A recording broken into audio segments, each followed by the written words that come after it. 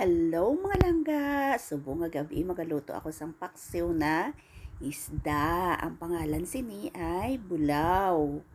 Diri lang makita diri sa Negros Occidental, napakamahal, 120 ang tunga sa kilo. Umpisahan na ang pagluto. Ihilira anay ang isda sa kalaha. Ipidipidon man yan para daw namin makunutulokon. Butangan sang asin, isa lang ka kutsara. Timplahon na siya sa maayo para manabit mambala ang imong pagkaon. Butangan sang bumbay. Isa lang ka bilog nga bumbay. I-slice ni siya sang gulugagmay. Kay kamahal gihapon sang bumbay diri sa amon sa Negros. Pagkatapos butangan sang seasoning granule. Hindi ko na pagsugid kung ano nga seasoning granule. Balaan nyo na. Pagkatapos sini, buka namin sang trokon sang isda. Katinaw-tinaw kaya sang itsura niya. Katinlo pa. Pagkatapos, kanami pa sang akon nga kitchen. Kay katinlo, tulokon. Pagkatapos sini, putangan mo na sang suka o langgaw diri sa amon tawag. Butangan man sang seasoning or patis. Gamay lang daw lang siya bala, may sabor-sabor lang. Kay hindi man manami kung damong patis mo. Hindi man kay bad for the health man ina siya. Pagkatapos sini, once nga nabutangan mo na sang seasoning, ako naman ang makabutang sang dahon sang sibuyas.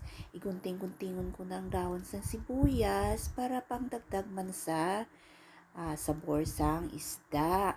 Ang isda ini nga bulaw, medyo malasay ini siya. So, gindugan-dugangan ko siya asin. Ang ako ni nga sibuyas, bawa ka mahal. 2 ka stuk, 5 pesos. Mahal, gidi kaayo diri ang mga ulotan nun sa amon. Sangka pa lang, Diyos ko, dollar na ang bili sini. Malula ka sa presyo. Pagkatapos butangan mo siya sang gamay lang nga tubig. Ang tubig nga matinluhat. Pagkatapos na, iyon na ang aton nga gasol or ang aton nga stove. Pagkatapos sini, pakuluan na. Sang pila lang ka minutos nga, hindi man magtamaan nga ma-overcook ang isda kay waay naman sa sabor. Ang isda nga ini is brought to you by Mamang Isda or Panting tawag diri sa amon. Tabunan na ini. Pagkatapos nagkulo-kulo na siya, ibutang mo na ang remaining nga sibuyas. Pagkatapos, i-check mo na, lantawan mo kung okay na ang iyang nga sabor. Medyo pakulo-kuluan ng gamay. Pagkatapos ko buhos-buhusan sang sauce para pantay ang iyang sabor. Ay, kagwapa do pareha sa akon. Basta Ilongga, gwapa. Joke.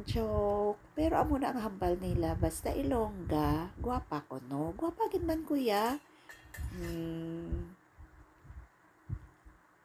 Pagkatapos sini, pag once na pakuluan na siya sa maayo para hindi manglangsa, ato na ini siya tilawan. Kung okay ba ang sabor, kung pwede na dugangan pa siya seasoning, kay ang seasoning amo na namit sang timpla.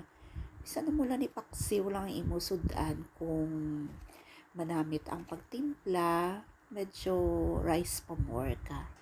Diba, mga langga? Tama ba ako?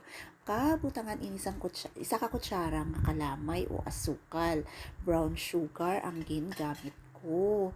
Pagkatapos, once na nagkulo-kulo na siya, ang imo nga sauce, amom na ini ang tion sa pagbutang sang mantika or cooking oil para dagdag saboroso ang isdang paksiw na bulaw. Ang sarap-sarap. Ako po ay si Lotong Ilongga. ang kusinera niyo sa kusina. Maraming salamat po. Hanggang sa muli.